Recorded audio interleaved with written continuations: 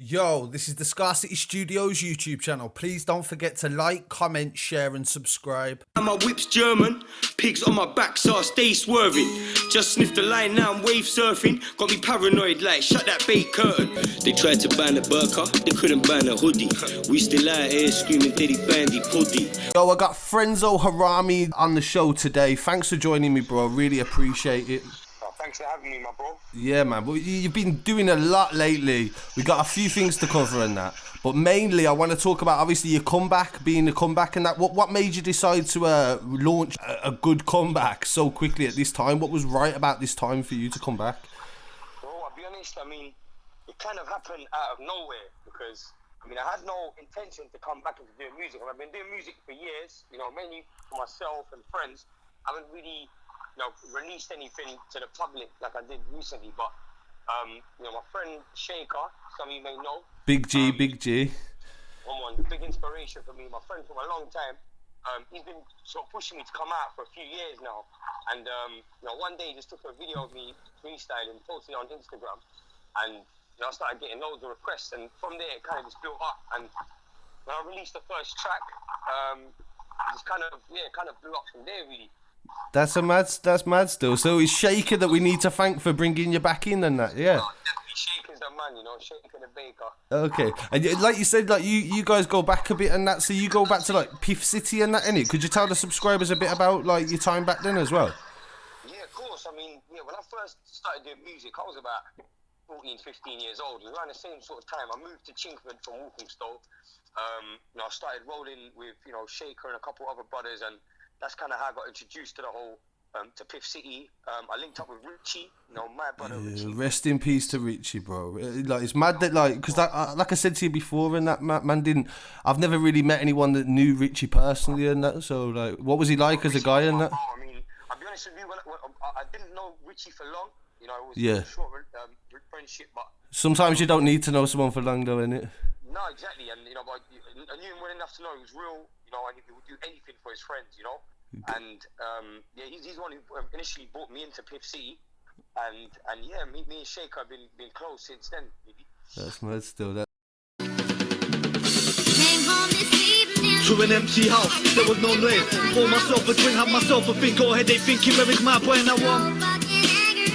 That night I see him there and it changed. Still scared from the deep stare that he gave me. Now I'm tearing out my hair like I'm crazy. And you don't understand how That's mad still. So it's like there's two big people that have been a good influence, and both of them are pretty much legends in the scene as well, isn't it? In grime and hip hop. Exactly, bro, that's it. They introduced me to it, and I've been doing it ever since, but it's mainly been for myself, I've made music for myself, to express myself, and sort of, you know what I mean? Yeah. I made it for other people up until now, Now I'm thinking more about other people, but even then, all I'm really doing is just telling my story and the stories of people that are around me, and everyone seems to like it because they can hear that it's real, But it's about relating to the artist, isn't it? And when you're talking real stuff that people can understand, then as opposed to just talking a load of rubbish to do with what's going on or whatever, then people can relate to that. Do you reckon that's right? Well, no, definitely. I think the main thing is, a lot of people, they always talk. The main thing that made me want to come out and really start rapping was hearing a lot of these rappers nowadays just talking a load of rubbish. I'll be honest with you, and you can see straight through it. They don't do half of these things. You know what I'm saying? If these men were really chefing up all these people, they'd probably be locked up right now. You know what I mean? yeah. So I was just sick and tired of hearing man just talking rubbish. And damn thing is, people are glamorizing all sorts of stuff online. And the one thing that I weren't really seeing much about recently is money. Why don't people talk about money and positive things? Everyone's talking about violence and this and that, and I just wanted to come with something different really and show people a different side of world, a different world really, different reality. Yeah. And talking about glamorizing, because you've been in the papers recently, haven't you, in regard to them trying to attack you about your music, is that correct? No, they've been trying to kill me, they've been trying to kill my whole thing recently, It started off with Daily Mail and that, yeah. It's just spread now to all the racist, newspapers and magazines, and whatever. You know, So what was their initial claim? I'm right in saying that they tried to associate you talking about your experiences in the industry of the sex industry with like glamour models and girls that sell their bodies for stuff and the past that you've been involved in, and they tried to say that you glamorized grooming gangs. Is that correct? That's right. I mean, it all started off. I mean, initially, I'll be honest, Daily Mail and even the BBC. They started off by saying I was glamorizing prostitution, yeah?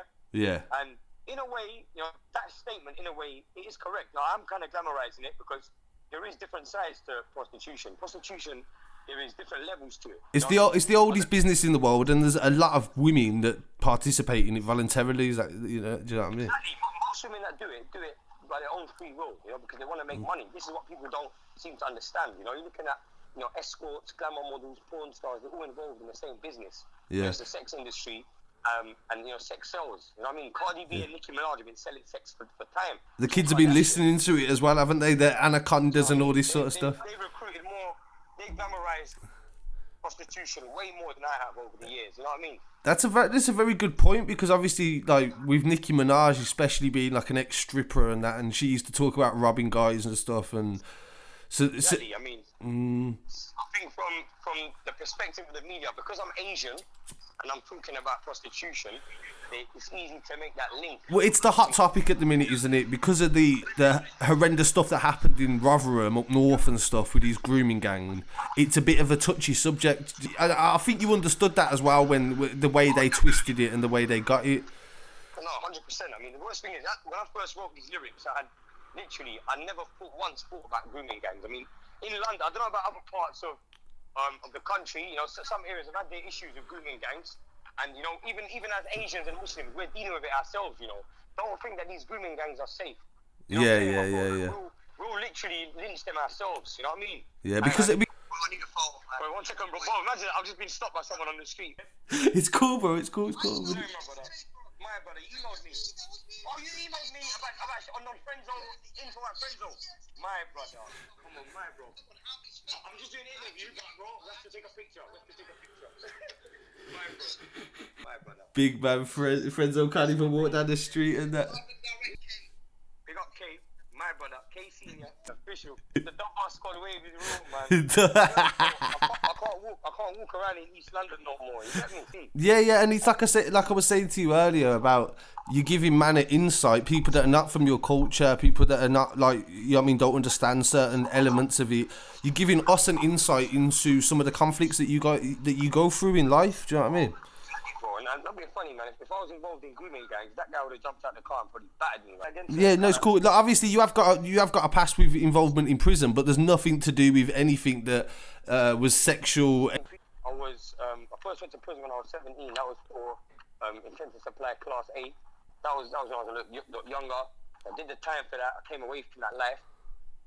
You know, I started working, doing other bits and bobs, and yeah, I mean, I can talk about the past, the drug dealing stuff, because, you know, that's not what I'm doing. You know what I mean? I don't do that anymore. That was when I was a little younger when I did that. I made some mistakes. I've done the crime. I've done the time, and do you know what I see a lot now, especially online, with people in prison trying to make out like it's like they're having a bit of a good time and that, and like, could you just reiterate the fact of there's nothing, like, there can be benefits obviously when you get a phone, but the realities of prison is you are isolated and you have a lot of time to think about a lot of shit that you did wrong. It's the worst thing. I mean, no matter who you are, prison is the worst thing that can happen to someone, apart from obviously death. I think having your freedom taken or your liberty, being away from your loved ones, you know, that's the worst. You know what I'm saying? And you know, me myself, I'm not a violent person. I've never been convicted of any violent crime, any sexual offences, anything like that. You know, I'm not a robber. I'm not a burglar. I'm not a thief. I'm just a hustler, bro. And maybe I've been involved in the wrong things in the past. I don't know. You know. But but this is what life is about. It's a journey, isn't it? You know what I mean? End of the day, where you come from and where you go into are two different things. You get me? Exactly. And sometimes some of them things make you as the person that you are. You get me? No experience is a bad one if you learn from it, my bro. You know. That is some wisdom. But you've done this off your own back. Is that correct? Like you and Shaker and that have just done. It's all been independent. I mean, it's mainly been through Instagram. You know, Insta has been my platform.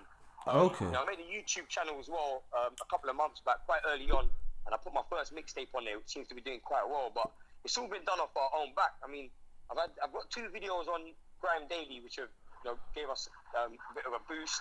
Yeah, bro. On Mixtape Madness, we've been on a couple of different platforms. Yeah, the next up and that, man. Where did you film that Game of Thrones with Shaker? Oh, that was in Iceland. We went to Iceland. Are you taking the piss, lad? You went to Iceland for that? We had to, bro. We had to go to the cold part of the world. You man are serious. You man are serious. You get me looking for a white walk. I was looking at you like they ain't gone Wales or Scotland for that, bro. We ordered those in a postcard of borders closed. You know how we work. I want the peas first. Then my boy comes through with the onions. That was Seaworth. Feds on my back, I'm a hot packy. I go savage on a pat like a Dothraki. Had to WhatsApp my plug like I'm not happy. Cause the food smell funny and it's not snappy. We was out there, we was in King's Landing, you get me? That's serious, bro. That's serious. And with that track as well, it's like you were playing the cleverness of it as well. It's like it's proper deep, bro. Like the way you two work together. It's like I can see some real good shit coming from you guys in the future, man. Come on, my brother. So I think we've got that synergy, It's like Andy Cole and Dwight York. Yeah, up front, some super forwards and that. Apart from the white rappers in the day that used to glamorise drugs a lot, for anyone to talk about any sort of previous past experience with it, it's quite rare. You understand what I mean, innit? Oh no, definitely. I mean, especially with Asians. I mean, the thing is, we're really always worried about what other people might think. You know what I mean? About what our family, what our cousins and aunties and uncles are gonna say. It's all about, to be honest, it's about having that pride and honour in it. You know what I mean? Yeah. There's nothing wrong with that. Yeah, but of course. Me, for me, I've always kept it 100. Even with my family, all my family members know, most of what I've been involved in. It's never been a secret. I've been in and out of prison from a young age, to be honest with you, for stupid things. I never had to do that. I never had to live that life because I actually come from a good family. You know what I mean? I come from, a good family. I had everything that I wanted growing up. My parents done everything they could for me. I had a good education. Yeah, that's really, humble stuff. I didn't have to go down this route. It was more of a choice than a necessity in that sense. But, I was good at what I was doing, so, I chose to do it. Things can just work out that way, innit? Some things are not planned. Where I've been known for that, I'll be honest with you, I've been known to be a harami. When I say harami, I don't mean, harami can mean a lot of things. It can, can mean bastard, in Punjabi. I don't mean it in that way. Okay. So married. It can mean, the way I mean it is like a savage. That harami is like a total savage. Okay. Sort of, and that's kind of like my music. I'm kind of going out of the box in terms of a different breed as such, like a different breed as such. Yeah, 100%. Gonna get the jutti and lick man on the head or something. Do you know what I mean? Yeah, 100%. I totally get it, and this is what I mean by it's refreshing to a degree because it's at the end of the day, it's just like I just find it shocking that they can try and connect you to something that is so far away from the actual realities of what you've been involved in. That it's quite shocking because at the end of the day, there's a lot of people. Like in different areas, I mean, a lot of women are in danger because of the fact that they haven't got the protection that they actually ask for. Do you know what I mean? Go on. The kind of prostitution I'm talking about in my lyrics isn't the grooming, low-level child. It's a lot of people are doing it. You've got higher class escorts. Even from higher class escorts to crack whores on the street. Everyone's got their own reason to be doing it. Yeah. And it's something that's happening every day. And I'm just highlighting it. That's all it is, bro. Exactly. But like you said, you're telling your story. But as we spoke about, you've got a hell of a lot more songs in your repertoire that you're working on, and they are deep and they've got some really good messages. Is that right, isn't it? I think that's going to open a lot of people's eyes into what I'm talking about. So I haven't really got into detail. I've kind of touched the surface. I've used a couple of words that have been taken out of context, like the word white girl. The media loves using that word now, and that's all they have to do. They only have to take. You could take one lyric from any rapper throughout history and make it sound bad. Do you know what I mean? Exactly. And they've kind of run with that white girl thing. And when I said white girl, I was referring to white women. You know what I mean? White girl. But you know what I mean? It's like I said. At the end of the day, it's like all races are involved in all crimes. It's like. I think people take more of an offence when like racists will take more of an offence of the concept of somebody from a different race be involved in with their race, if that makes sense. Oh, bro, exactly. If I was talking about just Asian girls, no one would care. Yeah, exactly. And it's the same with, but at the end of the day, it's like you could not agree with somebody's views and opinions, but it's about hearing it out. Do you know what I mean? And then having that discussion. Do you know what I'm saying? And the main reason why I was talking about white girls in general is because, you know, as in terms of high class escorts, I know a couple, and they make more money than the rest of them. You know what I mean? I know a couple of English girls over the age of 18 that choose to be doing this. They're high class escorts and glamour models. They're charging £400-500 an hour. They're meeting bankers. It's a career option for some girls nowadays, isn't it? Come on, bro. And these girls are paying 40% high rate tax as escorts, and it's legal. You know, they're legally doing this, bro. They're not breaking the law. They're paying tax, and you know, the worst thing is they're paying for the BBC on top of it. Wow. So when you put it like that, they're paying the BBC, they're paying for the roads. that money that they're getting from selling sex, they're paying tax on it, and it's going, you know, going back into the BBC in some way. So kind of ironic, bro. Is it Shabia boys? Shabia boys? How we pronounce it? Boys, yeah, Shabia boys. I did it the first time, bro. You know, like that. Fucking yeah, man. Them visuals, man. Fucking next level shit that is, bro. I was really impressed by that. And we tried to keep it as real as possible. Like even, you know, everything in the video is real. You know, people can take that the way they want it, but like everything from the flat, that was my flat, that was our cars. Everything in the video was, we tried to keep it authentic, you know. So it's all real, and I think that's why people that see it, especially, you know, racist people, you know, in the middle of nowhere behind their computer, when they see it, because they can feel that realness of it. Where you get your dub bar from? Told him take a whole whack cause the other's long. We the Jarbian boys, fam, the bungar's long. Cause if my boy brings the waps, that's your undergone. I'd rather slap a packy up and tell him bunda bun. Let me tell you a kahani. I was in the party with my little Gully, sniffing off a car key. Now I'm in a hotel smoking marijuana. The grub just landed, so we're breaking down the corner. Like, I mean, we're living in times now with the way that it is politically, with terrorism and stuff like that, where at the end of the day, there is a lot of racism online towards Asian people, especially Pakistani men in it, and I'm sure that you experience that all the time. Am I right? No, definitely, my bro. I've been me personally. I'm living in London. I'll be honest with you, bro. It's like you don't really see much of it day to day because everyone gets along. But when you're online, you do start seeing more of it. You know what I mean? Inside comments, mainly people with no profile picture. Yeah. You know what I'm saying? They're the ones that are saying this. You know, no one's gonna say these things and put their face out there. I've kind of put myself at risk by doing that. You know, I'm not wearing a mask or anything like that. Yeah. Videos. I'm talking about subjects that, you know, to be honest, I didn't think that it was going to get this much attention. I didn't expect it to get to this stage, I'll be honest with you, bro. Yeah, because Shabby is like, that's fast approaching 500,000 views, bro. I feel, you know what I mean? My bro. And then the audio on its own, that smashed 100,000 for a freaking audio. That's nuts, man. No, that went mad. So I was quite impressed with myself. Like I said, when I wrote Jarbian Boys, initially I wrote that for myself. Yeah, when I first wrote that track, Shaq can confirm this. When I first wrote that track, that wasn't even meant to be released. That was just something that I wrote myself. I sent Shaq a voice note, and he went absolutely mental. And he said, "Bro, you have to fucking record that." He said, "I'll pay for everything. I'll pay for the video. I'll pay for the studio. Just go and fucking record it." And I took his advice, made it happen. That's deep. deep. Worked out, you know. So I didn't expect this, to be honest. To be honest, I didn't want to be known. I didn't want to be famous. So I didn't want to. Yeah, you wanted to do your art, but at the same time, it's a conflict, isn't it? Conflict. It's a madness, bro. It's happened now, innit? And to be honest, I'm upset about the bad press I'm getting, you know. But at the end of the day, if you don't get haters, then you're not doing anything right, bro. So trust me, bro. I know all about that. I know all about that. But fucking in regard to the future, like, what sort of who would you like to work with in the industry that you haven't yet?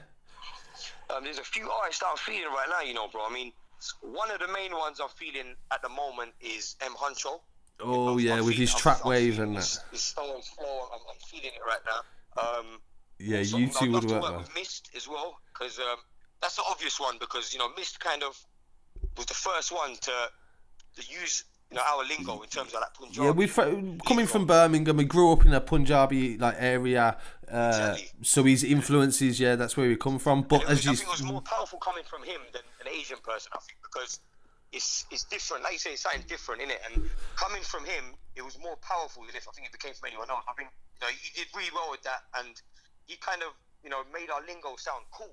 Yeah, You know but that's not to say that like you guys was obviously using all that well before anyone else was using it on track. Do you know what I mean? Those are everyday words we use, you know, and even a lot of the words I've started using in my lyrics, those are everyday words that we use. It's just But it opened that door, and I've kind of sort of to the next level, you know, in terms of our language. That's so true. Yeah, that's a good way to put it. Actually, yeah, it's like when someone introduces you to something, but at the same time, you can't understand a culture unless somebody from that culture is telling you exactly what it's about. Of course, I'm here to tell, man, exactly. You know, big up Mist for opening that door. You know.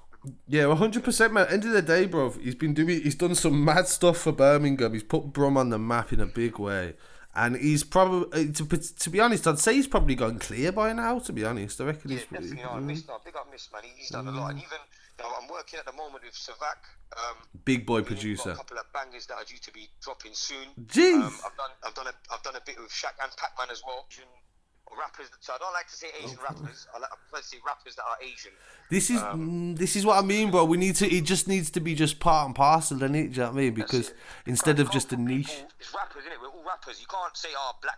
You don't hear people saying black rapper. You just hear people saying white rapper. Do you get me? Yeah. And when Eminem was coming about, and you know certain other guys, but you don't really. You shouldn't be painting us with our race and ethnicity or whatever. You get me? It's true. You know, at the end of the day, we're all human, we're rappers. That's it. I don't know why race should even come into the equation. Yeah, and we've all got a story to tell, and we've all got our side of it. You get me?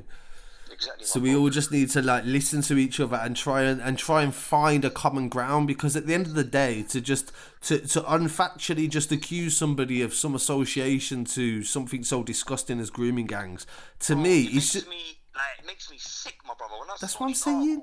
But this is what journalism has become now, bro. Bro, it's ridiculous. I've never mentioned grooming gangs. I've never mentioned exploiting. Anyone that I'm talking about in my songs gave their consent to do anything that I was talking about. They were all over 18. I wasn't talking about children.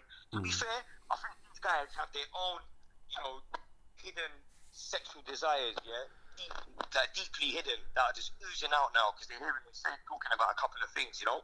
I think that's really what it is, because, you know, when I hear white girl, the first thing that comes to my mind is a fucking 8-year-old girl. Do you know what I mean? Yeah. I'm talking about women. A white girl, I'm talking about women. You know, not underage girls. I've never ever. It's like you said though. It's like, when you're talking context and you're talking slang, you can misconstrue the slang word any way you want to, innit? That's what it is, my bro. All of my lyrics are slang.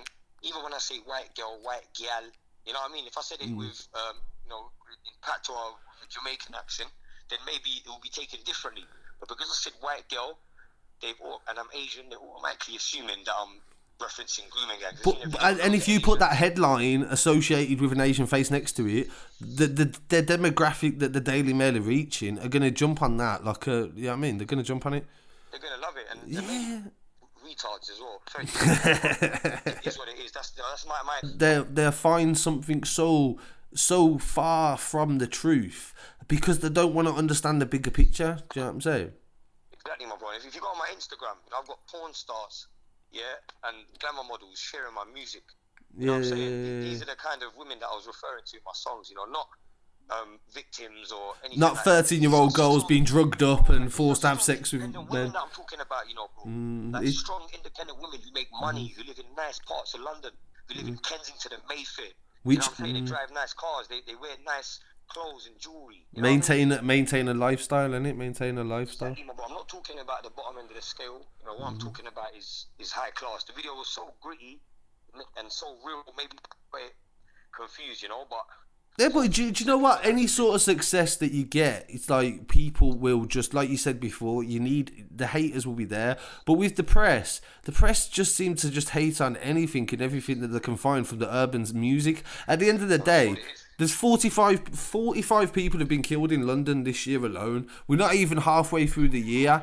And instead of talking about them subjects and the reasons that's happening, because I assure you, these kids are not getting stabbed because a girl's selling her body on the street.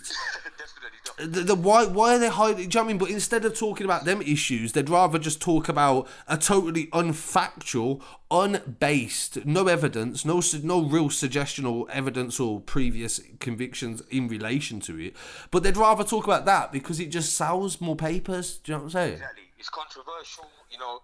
I don't know, man. They're trying to start a race war or something. You get me? But the thing is, we're not that stupid. The public aren't stupid. Some of them may be, but most of us, no matter, regardless of what race you are, we're not stupid, And anyone with half a brain that has even listened to my song will know that I'm not just talking about white people. I actually mention, every race in that song. Brazilian, Romanian. I even reference dirty packies, So if I was really racist, but obviously that doesn't suit their agenda, bro. If you're speaking derogatory of your own race, that doesn't suit them because it doesn't make you look like the bad guy. Do you know what I'm saying? I'm not racist. My little sister's got blue eyes. She's white. Yeah. These man didn't even know that. You know what I'm saying? So, yeah. It is what it is. People don't understand sometimes when they're not an artist that in that moment that's how you feel at that moment in time, if that makes sense to you. No, exactly. No, do you know what I mean? Like sometimes you can be sitting there thinking, this is how I felt at this moment. I'm writing this lyric to reflect that. It doesn't mean 10 years later that you're still of that same mentality. It's just where you was at that point. Things that I'm even talking about, past experiences, things that I've seen, things that I've heard, stories that have been told. You know what I mean? I'm just putting it into words, just trying to paint a picture for the listener. And I think the picture's so vivid for some of these people just can't seem to handle it, man. I don't know what it is. I think the taboo subjects, it scares people sometimes, doesn't it? Definitely, because at the end of the day, you can have a conversation without offending people. You can be respectful of a culture, respectful of a religion, but you can still have that conversation. We need to learn to understand each other's cultures better. You guys, make sure you subscribe. Harami, Scarcity Studios. Beast. You already know.